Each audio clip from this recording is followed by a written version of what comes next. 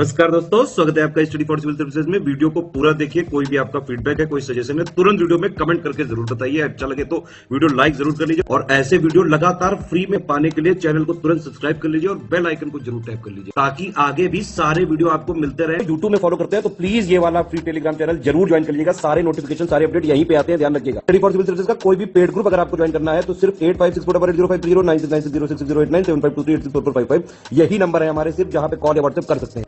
Instagram पे हमारा page जरूर फॉलो कर लीजिएगा, स्टडी फॉर सिविल .सर्विसेज है। ट्विटर पे हमको जरूर फॉलो कर लीजिएगा, @स्टडी फॉर सिविल्स है।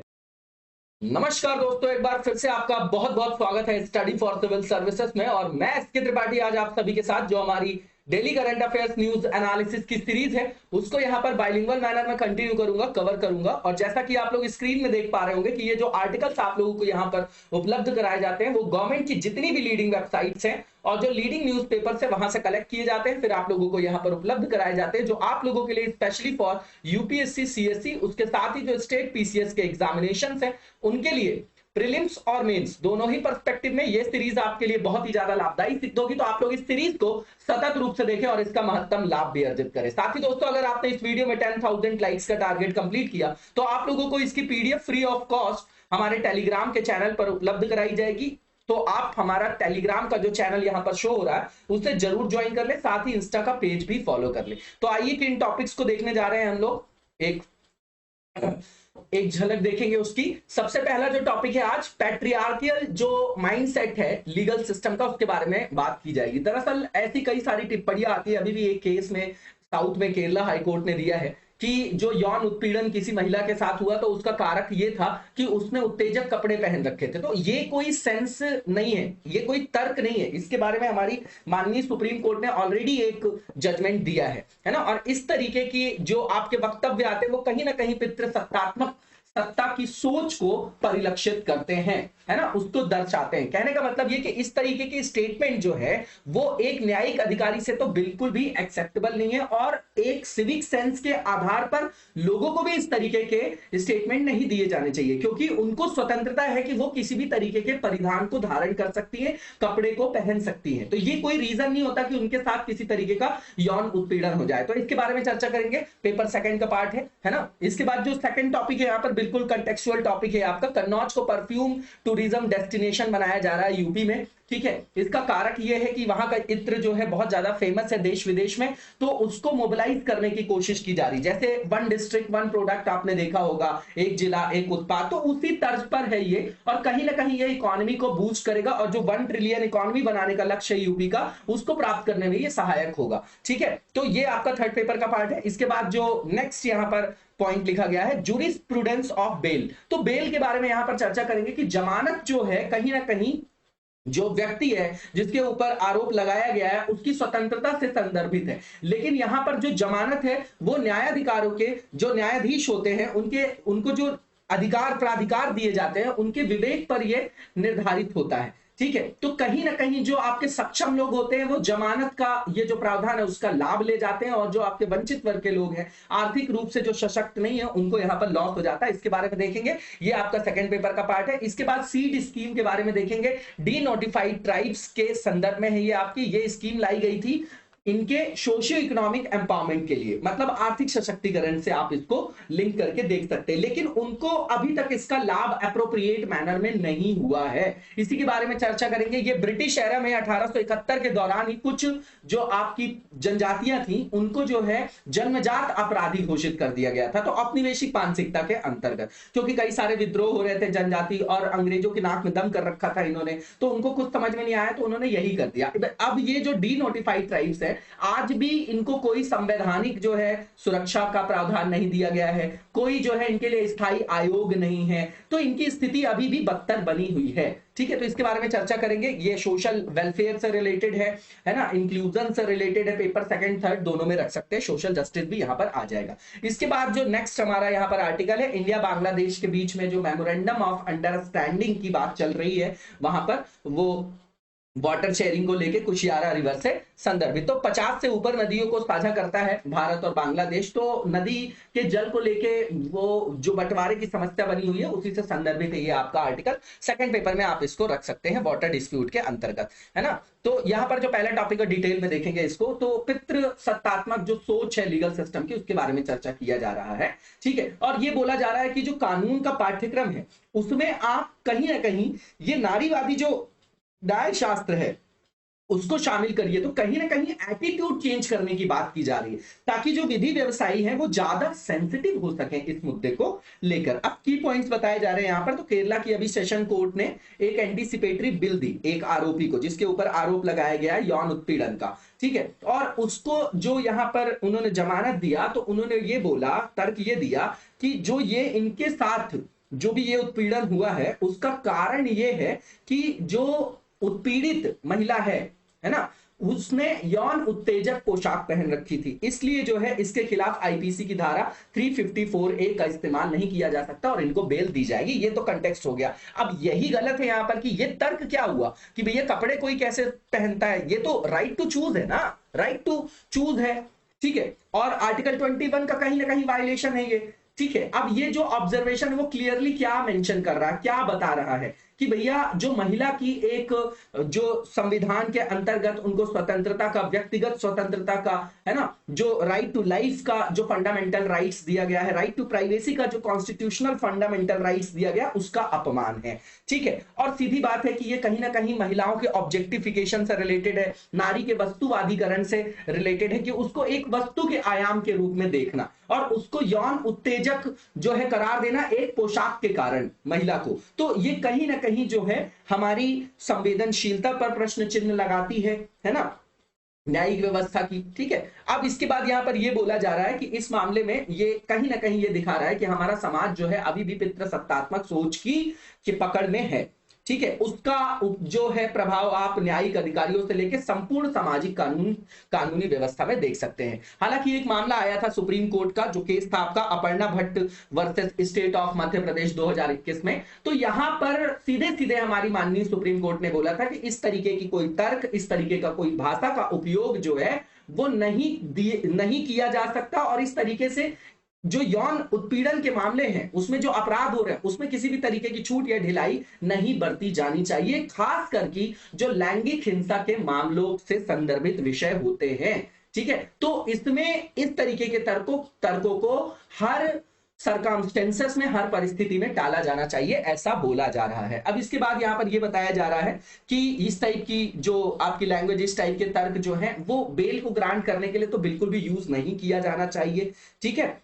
और यहां पर जो सेशन कोर्ट का ये जजमेंट है, ये जो स्टेटमेंट आया है, कहीं ना कहीं सुप्रीम कोर्ट की जो गाइडलाइन है उनका स्पष्ट रूप से उल्लंघन है, वायलेशन है सुप्रीम कोर्ट की गाइडलाइंस का, ठीक है। अब ये एंटीसिपेटरी बिल क्या होता है? तो जो हमारी जो सीआरपीसी के अंतर्गत आप देखेंगे सेक्शन 438 है ना, तो इसके अंतर्गत जब किसी व्यक्ति को जमानत दिया जाता है या गैर जमानत का जो यहां पर संबंध बताया जा रहा है, संदर्भ बताया जा रहा है, तो जैसे 438 है तो इसके अंतर्गत गैर जमानती अपराध होते हैं। मतलब यहां पर जो अपराधी को गिरफ्तार किया जाएगा, आरोपी को, उसको जो है जमानत नहीं दी जाएगी और अगर उसको जमानत के लिए अप्लाई करना है तो वो अपने सुपीरियर कोर्ट में, अपर कोर्ट में अप्लाई कर सकता है। अब जैसे गैर जमानती जो अपराध होंगे वो कैसे अपराध होंगे? जो बहुत ज्यादा स्ट्रिंजेंट होंगे, जो बहुत ज्यादा हीनियस क्राइम होंगे, जैसे कि आपका मर्डर हो गया, है ना, 302। उसके बाद दहेज के अंतर्गत जो दहेज का प्रकरण होता है उसमें जो हत्या वगैरह देखी जाती है तो उसमें 304B है,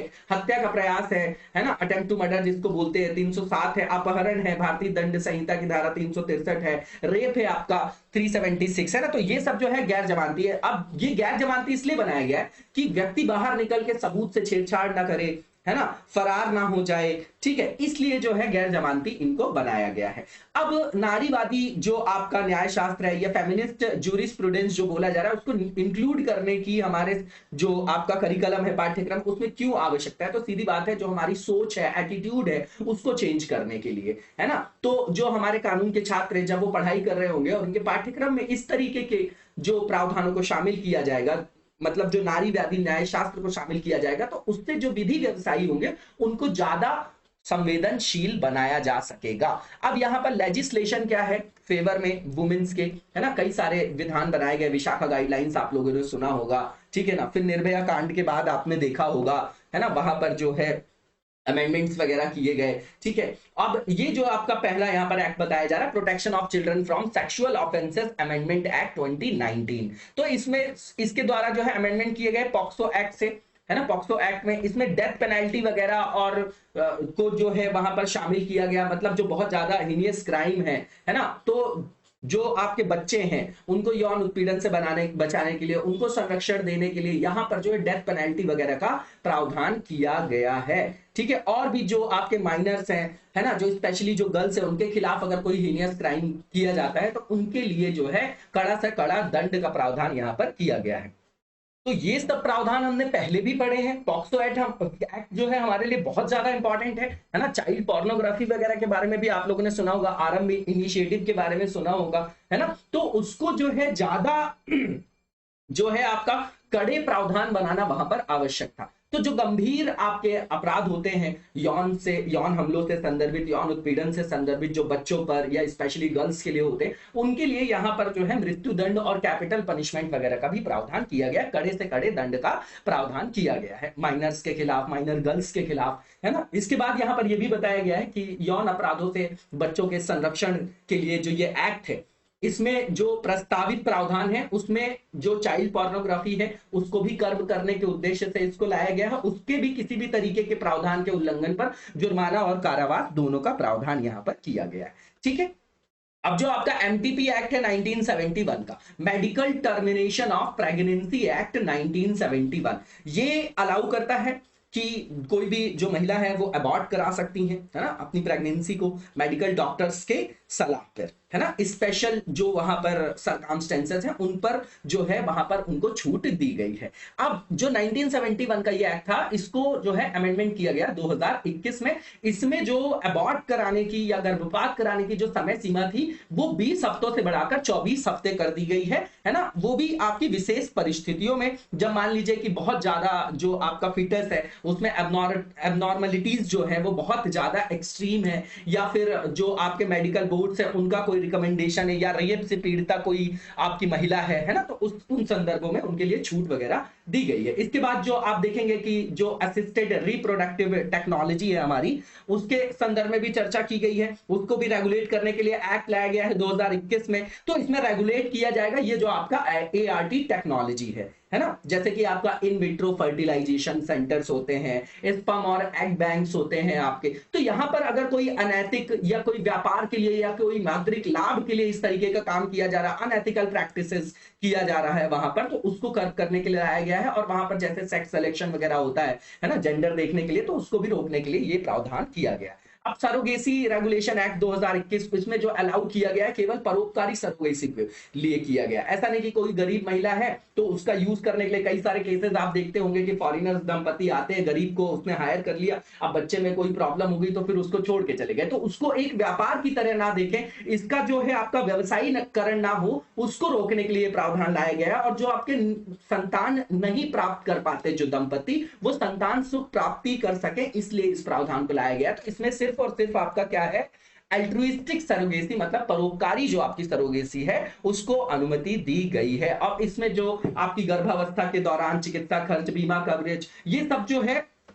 आपका जो दिया जाएगा, उसको जो है सुविधा दी जाएगी, लेकिन इसमें कोई मौद्रिक मुआवजा वगैरह शामिल नहीं है। इसमें भी कई सारे प्रावधान आप देखेंगे कि जो फैमिली के अंतर्गत जो मेंबर्स होंगे वही सरोगेट जो मदर वाला जो कंसेप्ट है उसको मोबिलाइज कर पाएंगे, है ना। इस तरीके के प्रावधान है, हमने कई बार चर्चा भी किया, यहाँ पर क्वेश्चन दिया गया है, इसको आप जरूर लिखिएगा। इसके बाद जो नेक्स्ट आर्टिकल है हमारा यहाँ पर, वो संदर्भित किससे है, सरकार के द्वारा कन्नौज को उत्तर प्रदेश के अंतर्गत, उत्तर प्रदेश का ये आपका जगह है ना, शहर है, तो इसको इत्र पर्यटन स्थल के रूप में विकसित किया जाना प्रस्तावित है ना। तो ये यूपी पीसीएस के लिए तो इंपॉर्टेंट हो ही गया हमारे लिए। अब यहाँ पर ये है कि ये जो फोकस है हमारा इस इंडस्ट्री पे क्यों है, क्योंकि ये जो उत्पाद है वो लोकल से लेके ग्लोबल लेवल तक बहुत ज्यादा फेमस है। तो इसको मोबिलाइज करने की आवश्यकता है। जैसे आप एक जिला एक उत्पाद की बात करते हैं, तो इसी तरीके से इसको जो है बढ़ावा देने के लिए इस तरीके के इनिशिएटिव को लाया गया है। और इसीलिए दिसंबर में कन्नौज में एक अंतरराष्ट्रीय इत्र मेला का आयोजन भी किया जाना प्रस्तावित है।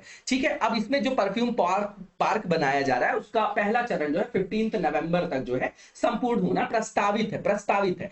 अब जो है उत्तर प्रदेश सरकार ने यहाँ पर नीति बनाई है कि कन्नौज का जो इत्र है उसको अंतरराष्ट्रीय बाजार में हमको बढ़ावा देना है। ठीक है, बढ़ावा देना है। अब 250 करोड़ के जो अभी कारोबार हो रहा है, बिजनेस हो रहा है परफ्यूम वगैरह का, उसको 25,000 करोड़ रुपए तक ले जाने का लक्ष्य सरकार ने रखा है। इसके माध्यम से जो उत्तर प्रदेश का अपना महत्वाकांक्षी लक्ष्य है कि हमको $1 ट्रिलियन की अर्थव्यवस्था बनना है ना, अर्थव्यवस्था इकोनॉमी बनना है स्टेट को, तो उसको भी प्राप्त करने में, उस लक्ष्य को प्राप्त करने में ये आपका हेल्पफुल हो सकता है। इसके बाद यहाँ पर जो इसके इंपोर्ट के लिए जो पॉलिसीज है ना, तो उसको भी इसके अनुकूल बनाया गया है। निर्यात नीति में भी बदलाव किया गया ताकि जो आपके निर्यात करने वाले लोग हैं उनको फायदा हो सके।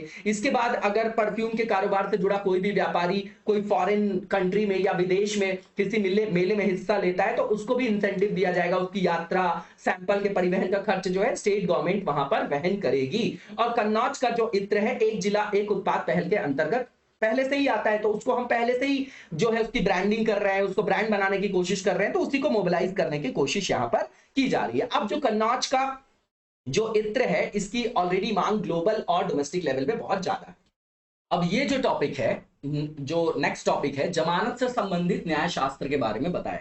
देखिए, जमानत का मतलब क्या होता है कि किसी आरोपी के ऊपर अगर मान लीजिए कोई आरोप लगाया गया तो वो जो है उसकी स्वतंत्रता का अधिकार है, आरोपियों पे भी, है ना। आप फंडामेंटल राइट्स के अंतर्गत भी देखे होंगे, है ना। तो अभी सर्वोच्च न्यायालय ने ये बताया है कि जमानत एक क्या है, रूल है, बेल एक रूल है और जेल एक्सेप्शन है। दरअसल जेल का प्रावधान इसलिए किया गया, दांडिक प्रावधान, कि लोगों को भय हो, डेटरेंस के लिए लाया गया ये कि भैया डेटरेंस हो तो लोग जो है उसका जो है दुरुपयोग ना करें, अपराध ना करें और वो डरे, भय हो राज्य का कि अगर वो कोई गलती करते हैं तो उनको इस तरीके का दंड मिल सकता है। ये हो गई नॉर्मल चीज। अब बेल होता क्या, जमानत का अर्थ ये है कि कोई भी जो व्यक्ति है वो कानूनी अधिकारी के सामने जो एक टाइम लिमिट दी जाती है उस ड्यूरेशन में वो उसको वहां पर क्या कर सकता है, प्रस्तुत कर सकता है कि भैया हमको जो है जमानत दिया जाए, और जमानत की बदली जो है वहां पर जमानत राशि वगैरह जमा किया जाता है ना, जब तक कि फाइनल जजमेंट ना आ जाए। ठीक है, तो वो फिर जेल में नहीं रहता, जमानत हो जाती बाहर और हियरिंग वगैरह चलती रहती है।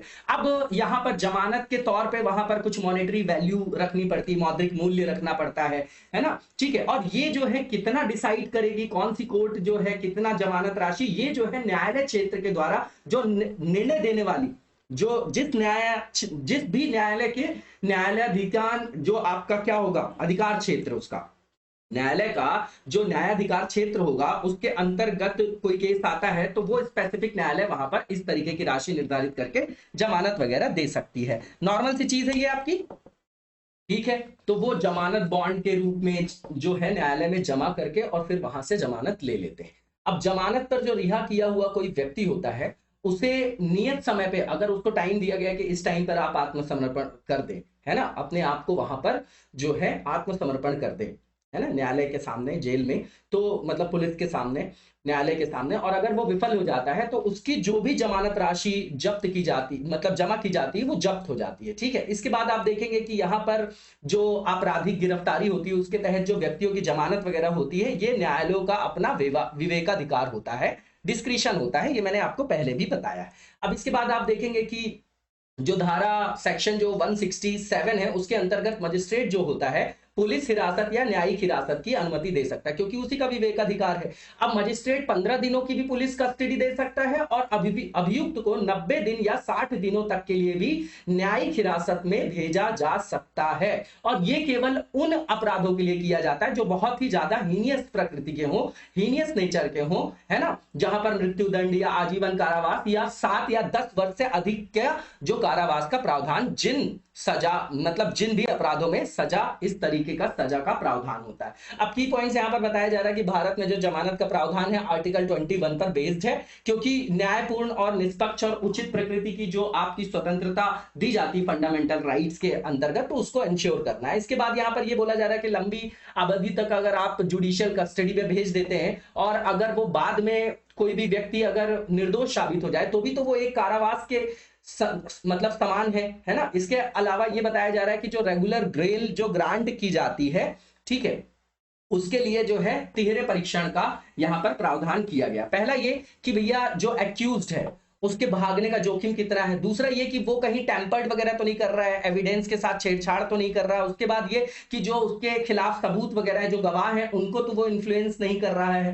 अब अपराध के आरोप में प्रत्येक व्यक्ति को दोषित साबित होने तक जो है निर्दोष मानने का अधिकार है। कुल मिला के ये कि अगर आरोप लगा है तो जब तक सिद्ध नहीं होगा तब तक वो आरोपी नहीं होगा, है ना, ठीक है। इसके बाद यहां पर यह बताया जा रहा है कि जो आपका बेल है वो जनरल रूल है और जेल एक एक्सेप्शन है, ठीक है। ये नॉर्मल सी चीज है, लॉजिकल भी है और ये आपका तार्किक भी है ना, मानवाधिकारों से अगर आप सिंक्रोनाइज करके इसको देखेंगे तो। अब इसके बाद अगर आप देखेंगे कि जो आपका प्रिंसिपल है प्रिजम्पशन ऑफ इनोसेंस का, ठीक है, ये कहां कहां से आता है, तो जो मानवाधिकारों की जो यूएसडीआर आप लोग पढ़ते हैं, मानवाधिकारों का सार्वभौमिक घोषणा पत्र, उसका 1948 का, उसके आर्टिकल 11 का सब क्लॉज 1 है। इसके अलावा जो यूरोपीय सम्मेलन का जो आधार है मानवाधिकारों पर, उसका जो अनुच्छेद है वो अनुच्छेद 6 सब क्लॉज 2 है। मौलिक जो आपका चार्टर ऑफ फंडामेंटल राइट्स जो है आपका यूरोपियन यूनियन का, वो हमने देख लिया, ठीक है। और उसी के अंतर्गत जो कैदियों के साथ व्यवहार किया जाना है, संयुक्त राष्ट्र मानक का जो आपका स्टैंडर्ड्स है, जो रूल्स है, उसके नियम 111 में भी ये बात परिलक्षित होती है। ये एक दो एग्जांपल आप अपने पास रख सकते हैं, सारे एग्जांपल्स लिखने की आवश्यकता आपको नहीं है। ये जो आपका जजमेंट आया था, जमानत नियम है जेल अपवाद है, ये बोला था हमारी सुप्रीम कोर्ट ने, ये लीगल डॉक्ट्रिन दिया था, जो एक आपका जजमेंट था राजस्थान राज्य बनाम बालचंद, ठीक है, ये याद रखिएगा, इंपॉर्टेंट है। इसके बाद सर्वोच्च न्यायालय ने यह भी बोला है कि एक आरोपी को जमानत देते हुए कहा था कि जमानत को ना तो मैकेनिकली मतलब यांत्रिक तरीके से ना तो मंजूर किया जाना चाहिए ना ही खारिज किया जाना चाहिए। क्यों? क्योंकि यह किसी व्यक्ति की व्यक्तिगत स्वतंत्रता से संबंधित है, ठीक है। अब यहां पर यह बोला जा रहा है कि जमानत का जो प्राथमिक उद्देश्य वो क्या है, तो सीधी बात है कि आरोपी जो है वो पहले व्यक्ति है बाद में आरोपी है, तो उसकी स्वतंत्रता को बनाए रखने के लिए, ठीक है। इसके बाद यहां पर यह बोला गया कि जमानत अगर देने से इनकार कर दिया गया तो जो उसकी राइट टू लिबर्टी है, राइट टू जो फ्रीडम आर्टिकल 21, उसका कहीं ना कहीं वायलेशन होगा। और यहां पर जो हमारे पूर्व न्यायमूर्ति हैं एच एस बेदी, उन्होंने भी बोला है कि जमानत से संबंधित जो भी कानून है उनको अलग अलग नहीं पढ़ा जाना चाहिए। क्योंकि इससे जो है अतार्किक निर्णय सामने आ सकता है और व्यक्तियों का जो मानवाधिकार है उसका हनन हो सकता है, तो इसको संवैधानिक लक्ष्यों और जनादेश के साथ पढ़ा जाना चाहिए। नॉर्मल सी चीज है। इसके बाद हम देखेंगे, इसके बाद आप देखेंगे कि हमारे यहाँ समस्याएं क्या क्या हैं। तो सबसे पहले 268वां जो 268 नंबर का लॉ कमीशन था, उसने इस बात पे प्रकाश डाली थी कि जमानत की जो वर्तमान प्रणाली है उससे जो वंचित वर्ग के लोग हैं, जो गरीब लोग हैं, जो अनपढ़ लोग, जो लिटरेट नहीं है बेचारे, उनके साथ डिस्क्रिमिनेशन की स्थिति बनी हुई है। मैंने शुरू में ही बताया कि जो इकोनॉमिकली जो आपके सशक्त लोग हैं आर्थिक रूप से, वो आसानी से निकल जाते हैं। आप बहुत बड़े बड़े लोगों के नाम जानते होंगे। इसके बाद आप देखेंगे कि वर्तमान परिदृश्य में हमारी न्यायिक प्रणाली ने जमानत के दो दृष्टिकोण विकसित किए हैं। पहला यह कि आर्थिक रूप से सक्षम लोगों के लिए एक अधिकार के रूप में जमानत, बाकी दूसरा यह कि यह न्यायपालिका के न्यायिक विवेक पर निर्भर करता है। जमानत देना उन न्यायाधीशों के विवेक पर हमेशा देखा गया है जिनके समक्ष मामला प्रस्तुत किया जाता है। तो यहां पर आप देखेंगे कि वो अपने विवेक से काम लेते हैं, तो वहां पर जो है लूप होल्स बना हुआ है। अब जमानत मिलने में जो दिक्कतें आ रही हैं उसका क्या कारण है, क्या दिक्कतें आ रही हैं? सबसे पहली दिक्कत तो आप लोगों को पता ही है कि जो विशेष रूप से आर्थिक रूप से कमजोर है, वंचित वर्ग के लोग हैं, उनके लिए जो है जमानत राशि की व्यवस्था करना मुश्किल हो जाता है। दूसरी चीज ये कि जो सबऑर्डिनेट कोर्ट्स है वहां पर जमानत राशि, जहां पर 3 साल की भी सजा है किसी अपराध के लिए, उसके लिए भी न्यूनतम 10,000 रुपए, तो लोगों के लिए ये राशि जुटाना अपने आप में समस्या से क्या है संदर्भित है। उसके बाद आप देखेंगे कि जो हायर कोर्ट्स हैं जैसे सुप्रीम कोर्ट हो गई, हाई कोर्ट हो गई, तो उसके समक्ष भी जमानत राशि आमतौर पर 30,000 रुपए या उससे अधिक की राशि है। ठीक है, उसके बाद आप देखेंगे कि मौद्रिक संपत्ति के बिना एक बहुत बड़ी जो आबादी है उसके लिए जमानत राशि की व्यवस्था करना मुश्किल हो जाता है। जिनके पास संपत्ति नहीं है उनको भी प्रॉब्लम होती है, उनको भारी कर्ज चुकाना पड़ता है, और जमानत की ये जो कठिन शर्तें हैं उससे व्यक्तिगत स्वतंत्रता का हनन होता है। और ये कहीं ना कहीं आरोपी की सामाजिक आर्थिक पृष्ठभूमि से क्या है संदर्भित है, तो कहीं ना कहीं विभेदीकरण को ये प्रश्रय देता है। इसके बाद आप देखेंगे कि जो अदालतें हैं वो आप देखेंगे कि कई बार जो है जो स्टैंडर्ड्स ऑफ लिबर्टी है, राइट टू फ्रीडम है, इसकी उपेक्षा करते हुए जो है वो क्या करती हैं, वहां पर डिसीजन देती हैं। तो गरीब कई सारे जो लोग हैं जिनकी जमानत नहीं हो पाती और उनके ऊपर जो है ट्रायल चल रहा होता है और उनको जेल वगैरह काटना पड़ता है। तो वे फॉरवर्ड ये है कि यहां पर व्यक्तिगत स्वतंत्रता को जो है प्राथमिकता देते हुए और तार्किक आधारों पर और सुसंगत आधारों पर सामाजिक न्याय की व्यवस्था करते हुए इस प्रावधान को यूज किया जाना चाहिए। इसके बाद जो नेक्स्ट हमारा आर्टिकल है सीड स्कीम है, ये डी नोटिफाइड ट्रॉपिक्स मतलब ट्राइबल्स के लिए है। जो आपके डी नोटिफाइड क्या होते हैं, ट्राइब्स होते हैं।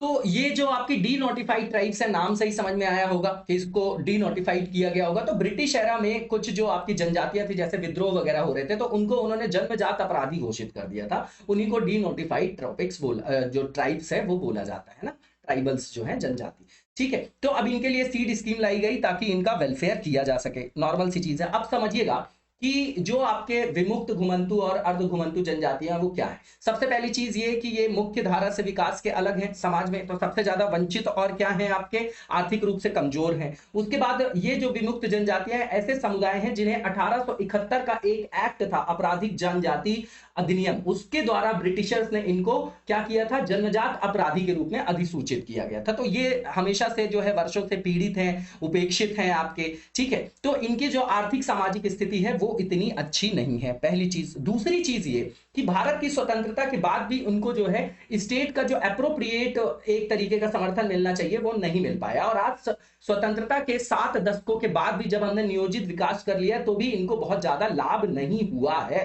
ठीक है, तो ये जो है मजबूर है कि अपने शिकार के लिए, शिकार के द्वारा जो है और संग्रहण के द्वारा अपना आजीविका का जीवन यापन करें, मतलब आजीविका का अर्जन करें और जीवन यापन करें। अब यहाँ पर जो है जो इनके लिए सशक्तिकरण योजना लाई गई आर्थिक सशक्तिकरण के लिए, उसके 4 कंपोनेंट है। पहला एजुकेशनल एम्पावरमेंट। तो मान लीजिए इनको कोई कोर्स करना है, इनको कोई कॉम्पिटिटिव एग्जाम की तैयारी करनी है या सिविल सेवा की तैयारी करना, मेडिकल, इंजीनियरिंग, एमबीए, तो इनके लिए जो है निःशुल्क अध्ययन सामग्री शामिल है, इनको उपलब्ध कराया जाता है। दूसरी चीज ये कि हेल्थ इंश्योरेंस जो योजना है प्रधानमंत्री जन आरोग्य योजना, ये इनके लिए बेनिफिशियल है ना। और लाइवलीहुड सपोर्ट इनकम जनरेशन के लिए भी दिया जाता है, मतलब आय सृजन का समर्थन करने के लिए, आजीविका के लिए इनको समर्थन भी दिया जाता है। नॉर्मल सी चीज है।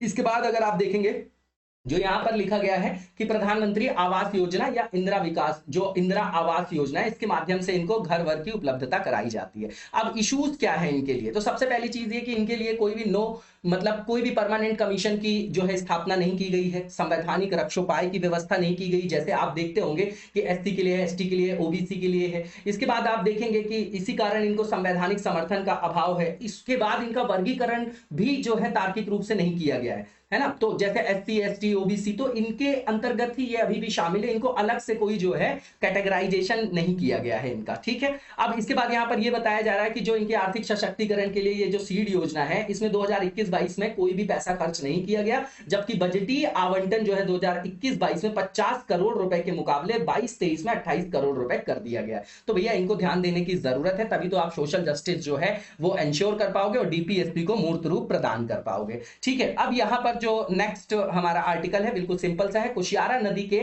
अंतिम जो है आपका अंतरिम, इंटरिम बोला जाता है, जल बंटवारे पर एमओयू जो है वो साइन किया है इंडिया और बांग्लादेश में। तो ये याद रखना है कि ये नदी कहां की है, किसके बीच हमारा समझौता है, तो दिल्ली और ढाका के बीच में हुआ है। अब सबसे जो मेन इश्यूज है यहाँ पर वो क्या है वो देख लेते हैं हम लोग। यहाँ पर इश्यूज जो डिस्कस किए जाने चाहिए रेगुलर मैनर में, वहां पर कहीं ना कहीं लूप होल देखा गया है। अब ये लूप होल देखा गया है, लेकिन ये जो आपके डिस्कशन होते हैं वो किसको लेके होते हैं, तो सबसे पहली चीज ये है कि नदी के जल का बंटवारा कैसे करें।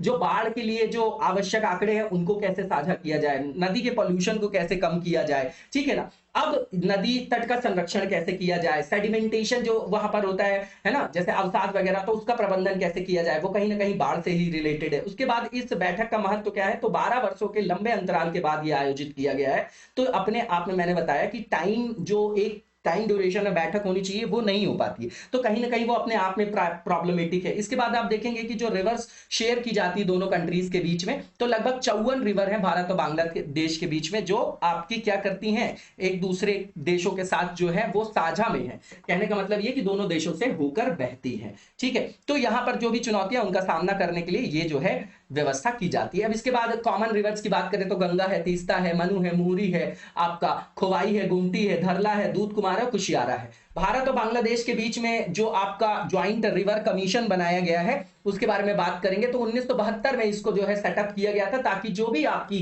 ट्रांस बाउंड्री जो रिवर्स हैं उसमें जो भी इनके आपस के इंटरेस्ट हैं उनको साझा तरीके से निपटाया जाए, उसका हल निकाला जाए, समाधान किया जाए और समन्वय स्थापित किया जा सके, ठीक है। इसके बाद अगर आप देखेंगे कुशियारा नदी, तो ये आपकी डिस्ट्रीब्यूटरी रिवर है ना, बांग्लादेश और असम में, भारत और बांग्लादेश के बीच में, और ये फॉर्म करती है आपकी, देखिए पहली चीज तो ये जान लीजिए कि बराक नदी की एक ब्रांच है, ठीक है, और ये भारत बांग्लादेश की सीमा पर बहती है। बराक जो है कुशियारा और सुरमा में ये अलग हो रही है वहां पर, तो इतना याद रखिए कि बराक की ये आपकी ब्रांच है। कुशियारा का जल भारत में नागालैंड राज्य में जो है आपका वो उत्पन्न होता है, मणिपुर, मिजोरम और असम में सहायक नदियों से मिल जाता है। बराक के मुहाने पर अगर बात करें तो उसकी अपनी उत्पत्ति से, है ना, जिसे अमल शीत द्विभाजन बिंदु के रूप में भी माना जाता है, वहां से कुशियारा पश्चिम की ओर बहती है और असम, भारत और बांग्लादेश के सिलहट जिले के बीच में बाउंड्री फॉर्म करती है। कुल मिलाकर कुशियारा नदी का लगभग 160 किलोमीटर का अपना क्या है,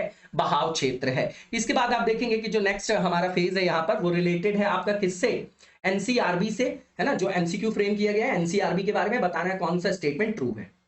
पहला जो यहाँ पर एमसीक्यू है, इसमें जो पहला स्टेटमेंट दिया गया है कि ये जो एनसीआरबी का सेटअप किया गया था वो 1986 में किया गया था, ताकि जो अपराध और अपराध करने वाले अपराधी हैं उनके डेटा को जो है वो संग्रहित किया जा सके, तो सूचना के भंडार के रूप में कार्य करने के लिए इसका सेटअप किया गया था। इसकी जो स्थापना की गई वो 1977 से 81 के बीच में एक कमेटी बनी थी, टंडन समिति, है ना, उसकी सिफारिशों पर इसको स्थापित किया गया है ना, उसको राष्ट्रीय पुलिस आयोग भी बोला जाता है। अब इसके बाद जो यौन अपराधी है उनके राष्ट्रीय डेटाबेस को बनाए रखना और राज्यों और यूटीज के साथ उनको साझा करने का भी कार्यभार इनको सौंपा गया है। इसके बाद जो ऑनलाइन साइबर क्राइम वगैरह होते हैं उनके लिए भी रिपोर्टिंग जो पोर्टल है, उनके टेक्निकल असिस्टेंस के लिए, उनके ऑपरेशन के प्रबंधन के लिए केंद्रीय नोडल एजेंसी के रूप में इसको नामित किया गया। तो चारों स्टेटमेंट बिल्कुल ठीक है, इसका आंसर आपका ऑल ऑफ द अबव हो जाएगा, सही पूछा गया था। इसके बाद जो लास्ट एमसीक्यू है इसमें पूछा जा रहा है फुल कोर्ट मीटिंग के बारे में, पूछा जा रहा है कि फुल कोर्ट मीटिंग के बारे में स्टेटमेंट दिए गए, बताना कौन सा ट्रू है। तो पहला ये कि पूर्ण न्यायालय की बैठक का अर्थ ये होता है एक ऐसी बैठक है जिसमें न्यायालय के सभी न्यायाधीश शामिल होते हैं, बिल्कुल ठीक है। दूसरा ये कि इससे